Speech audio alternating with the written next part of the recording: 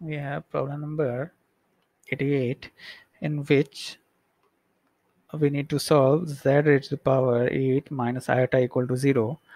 So z raised to the power 8 will be iota. So in polar form, iota can be written as cos pi by 2 plus iota sine pi by 2. So z will be equal to cos pi by 2 plus iota sine pi by 2 raised to the power 1 by 8. Now we have to find the eighth root of this. So this can be written as according to formula cos 2k pi 2k pi plus pi by 2 raised to the power divided by 8 plus iota sine 2